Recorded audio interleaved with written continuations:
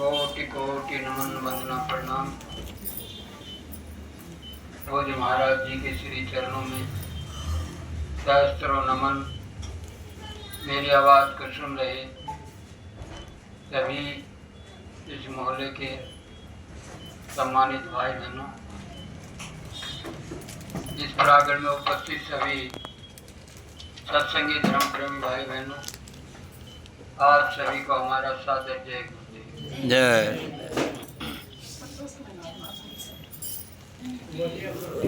पूरे से निकाले ना, इधर से तेरा पूरे से निकाले, कुर्सी के नीचे ऊपर देख के ऊपर आराम से पूरा बैठ के इस पर कर दिया।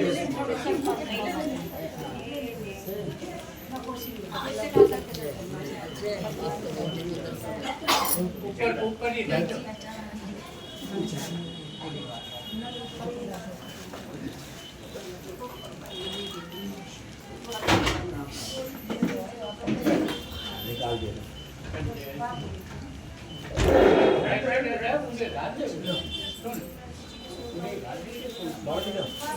यो आप निकल के आ जाओ।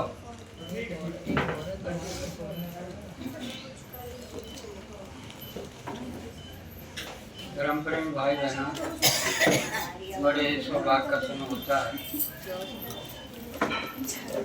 जब मालिक के नाम की चर्चा करने का शुभ अवसर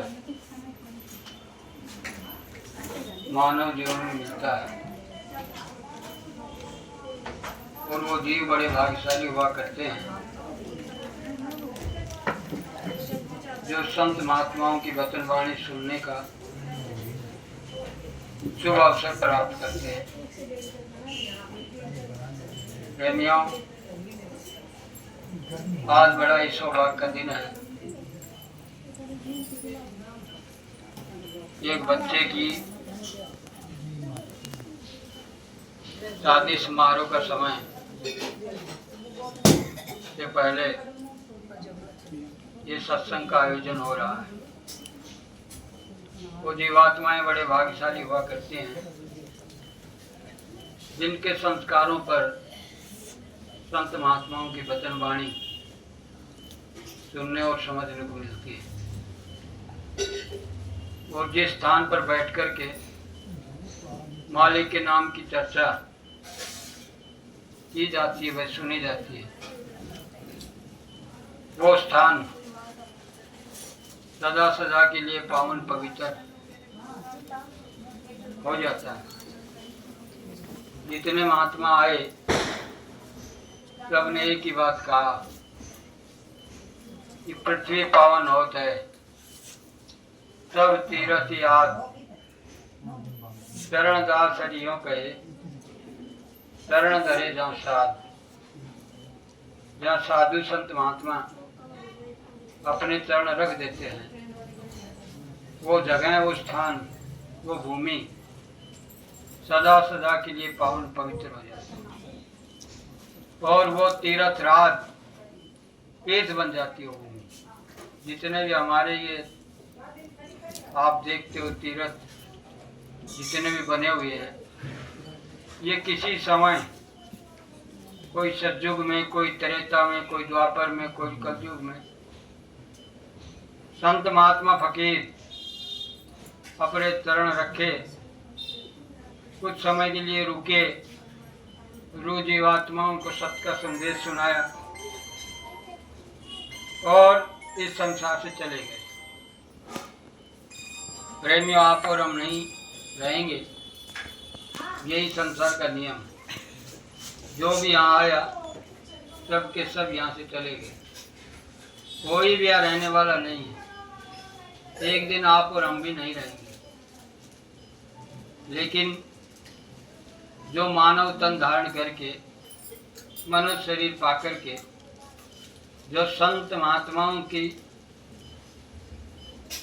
रहमत में और उनकी दया मेहर में और उनके सानिध्य में जो अपना मानव तन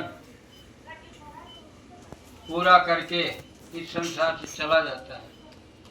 प्रेमियों, निश्चित रूप से 101% यानी कि 100% अगला मनुष्य शरीर तो मिलता ही मिलता है, इससे नीचे वो कहीं नहीं जा सकता। जितने महात्माएं सब ने कहा तीर्थ करने से एक फल, संत दरस फल 4, सतगुरु दरस अनंत फल, कहत कबीर विचार।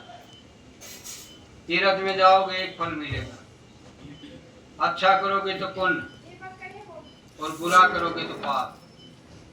मानव तन पाकर के जब तक आप और हम इस दुनिया में रहेंगे, खाते पीते नहाते धोते सोते उठते बैठते 10 इंद्रियों से कर्मशील गतिशील रहेंगे। कोई न कोई कर्म हमारे आप से 24 घंटा बनता ही रहता है। कर्म केवल 2 ही प्रकार का है, पाप या पुण्य। 2 प्रकार की लेखनी लिखी जाती है।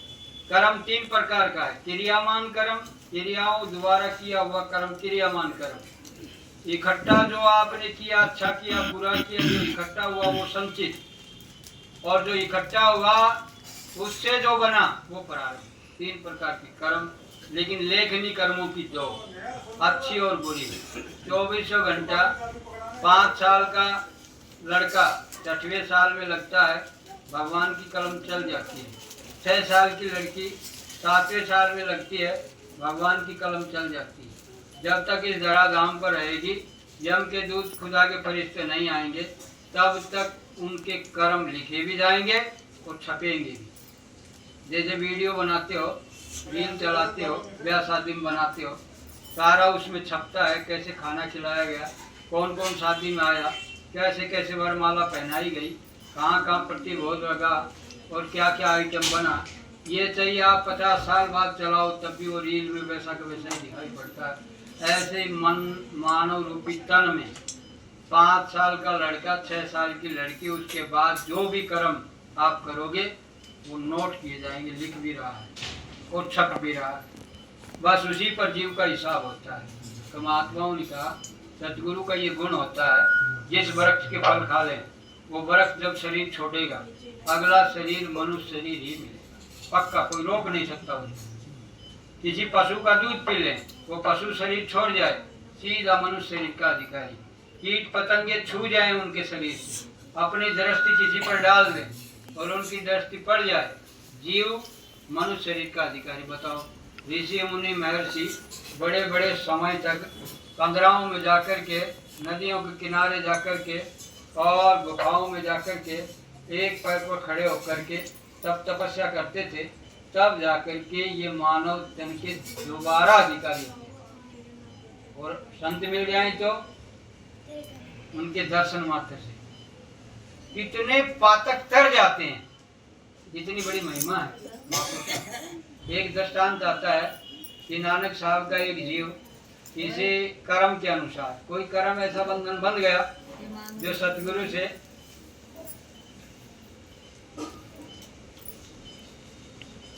काटने पर उसकी मृत्यु हो जाए, शरीर छूट जाए, ऐसे कर्म को सतगुरु नहीं छूते।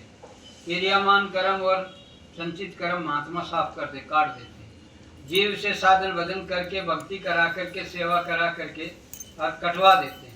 लेकिन प्रारब्ध का कोई कर्म ऐसा होता है, अगर वो कर्म खत्म किया जाए तो मौत हो जाए, इसलिए महात्मा उसको छेड़ते नहीं। जब मौत आती है कर्म पूरा चूकता हो जाता है। इसी प्रकार से कर्म रह गया और वो जीव नरक चला। वैसे तो महात्माओं ने अपनी लेखनी में लिखा, सोना काई ना लगे, लोहा गुण ना खाए, बुरा भला गुरु भक्त कभी नरक ना जाए। कि बुरा हो चाहे भला हो, अगर सतगुरु का भक्त है वो कभी नरक नहीं जाए। लेकिन कारणवश कोई कारण ऐसा बन जाता है तो नरक चलेगी। जब नानक देव जी ने अपनी ज्ञान दृष्टि से देखा कि मेरा एक जीव कम है, वो कहाँ चला गया। महात्मा जब संसार में आते हैं, जीव को अपने साथ ऐसा टीकाकरण की क्रिया वो करते हैं। कैसे करते हैं?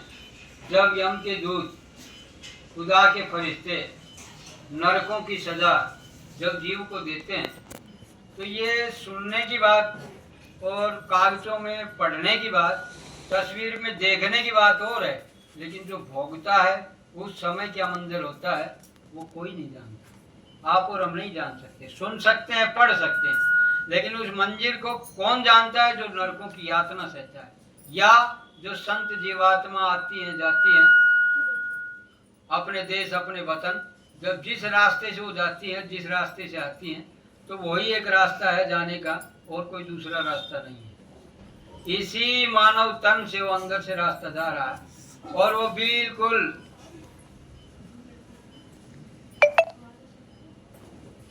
एकदम दोनों गांवों के कदर भाग में वो रास्ता है, और उसका वाहन वहां खड़ा तैयार मिलता है। ऐसा नहीं कि वो ऐसे ही चला जाता है, उसका वाहन होता है वहां जाने का, सफर करने का। क्यों? क्योंकि वो जगह इतनी दूर है कि सारा जीवन अगर कितने भी तेज रॉकेट हवाई जहाज से आप सफर करो तो आप स्वर्ग ही नहीं जा सकते। और रूह जीवात्मा का घर तो स्वर्ग से कई अरबों खरबों योजन, नील पदम असंख्य योजन ऊपर है। इतनी दूर कैसे जाओगे? जा ही नहीं। जो स्वर्ग नहीं जा सकते 100 साल कितने बड़े तेज रॉकेट से, तो वहां कैसे जाओगे? लेकिन उसका वाहन है, सफर करने के लिए वाहन मिला। 1-8 किलोमीटर जाना है तो मोटरसाइकिल से जाओ, 10-5 किलोमीटर 20 किलोमीटर 50 किलोमीटर जाना है कार से जाओ, और ज्यादा दूर जाना है ट्रेन से जाओ, और ज्यादा दूर जाना है तो हवाई जहाज से जाओ। अमेरिका जाना है तो हवाई जहाज से जाओगे, बगैर और कोई साधन से अमेरिका जा ही नहीं सकते आप। और जब जाओगे, जब उसका टिकट वीजा पासपोर्ट होगा तब जाओगे। रेल में सफर कर रहे हो, टिकट है सफर कर सकते हो, टिकट नहीं तो कोई नहीं जाने देगा। ऐसे ही स्वर्ग और बैकुंठ जाने के लिए भी टिकट चाहिए और वाहन चाहिए। वहां का भी तो कोई ऐसा कोई वाहन हो जो वहां ले जाए। अब वही शब्द उसी दरवाजे पर तैयार खड़ा है बिठाने के लिए। सुरत जीवात्मा उस शब्द पर सवार होती है और छिन में जाती है, छिन में आती है। पलक झपकते ही इतनी व्यंगम गति है शब्द की कि एक पलक झपकते शब्द अरबों खरबों योजन का सफर तय कर जाता है एक पलक तक। दो ही गति सर्वश्रेष्ठ है, शब्द की और प्रकाश की। इससे बड़ी गति कोई नहीं, ये सबसे बड़ी गति में चलते हैं। तो ऐसे ही वाहन चाहिए, अब वाहन पर बैठ करके वहां जाओगे।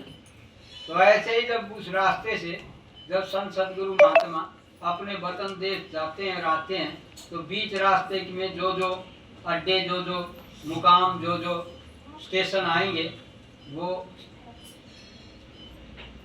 सब देखते हुए जाना पड़ता है। जैसे आप यहीं से सफर करो, दिल्ली जाओ, जितने स्टेशन आएंगे सब देखोगे, ये फला स्टेशन, ये फला, ये फला।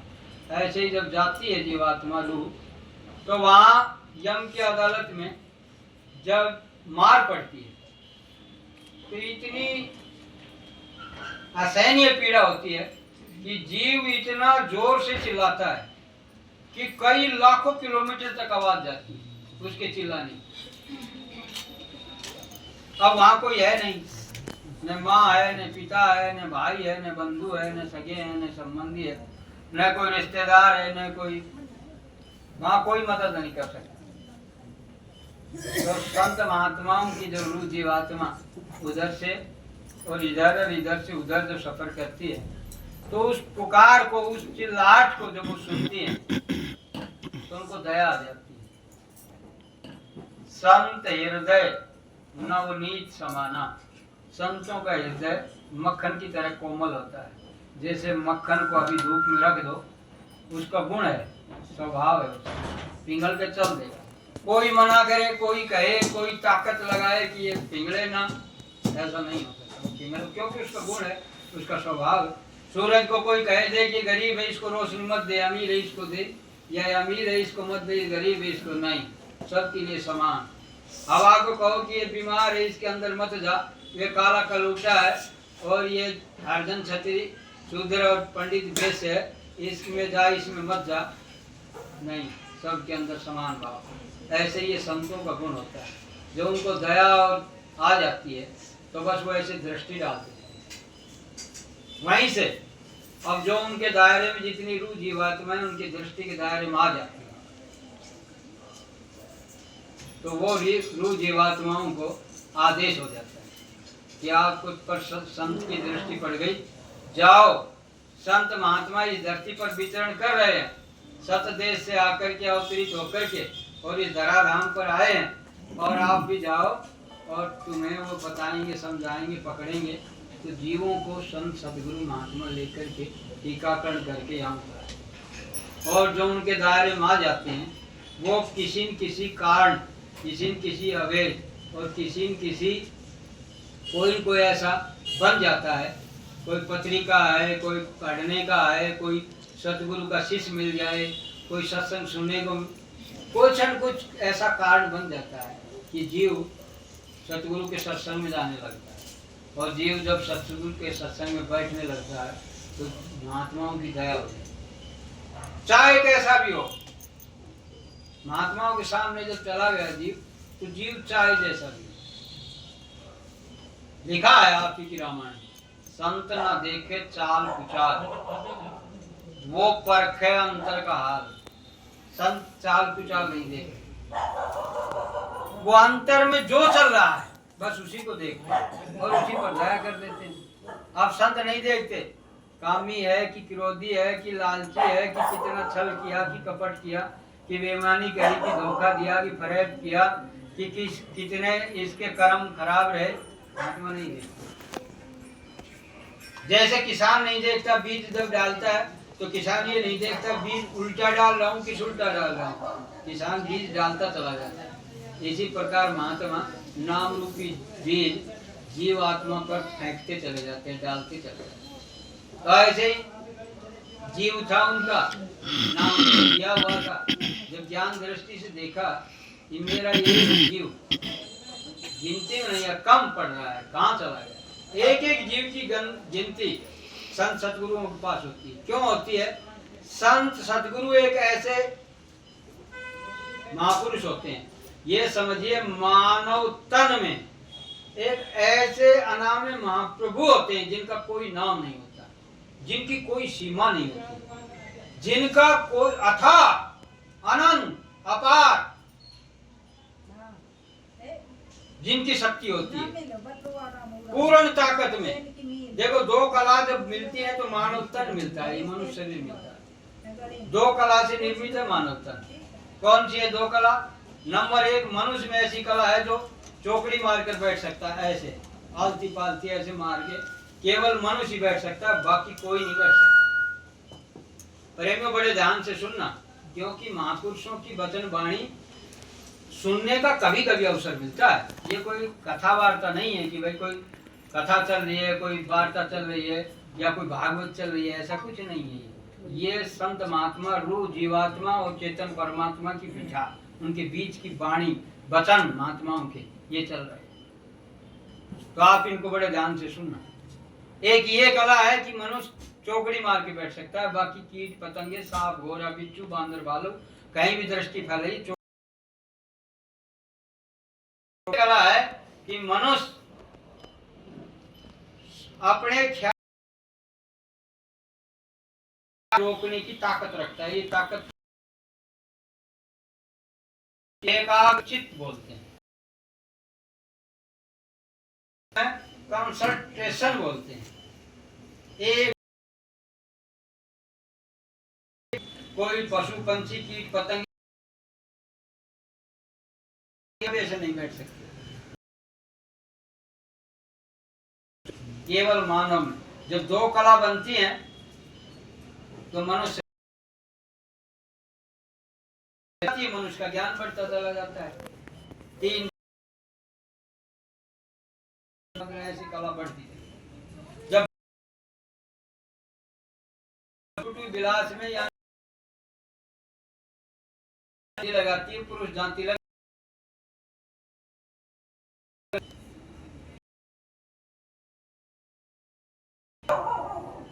12 कमल से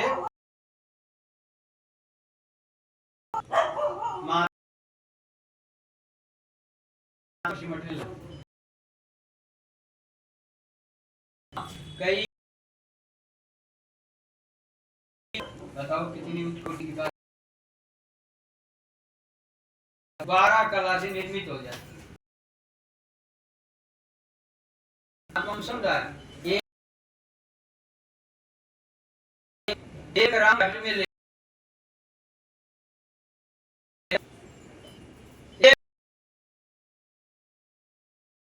तू दान पे पहाड़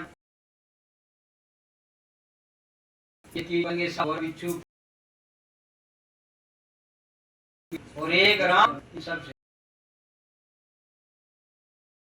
अलग बस ही मासी मरती है लोग सारा कला होता है थोड़ा कला होता है पूरा जो कला है कौन सदगुरु धरती पर आते हैं तो संपूर्ण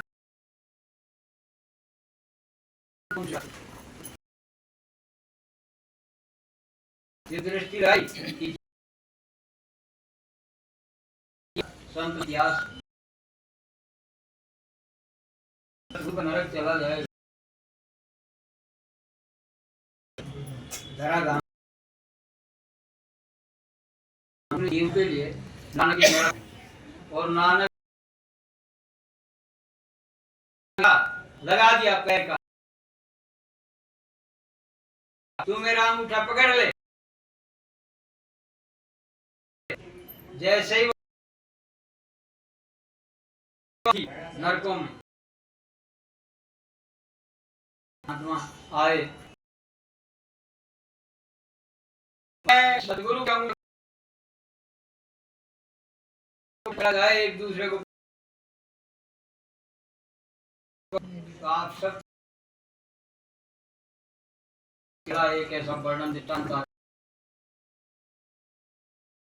जितनी जीवात्मा नरकों में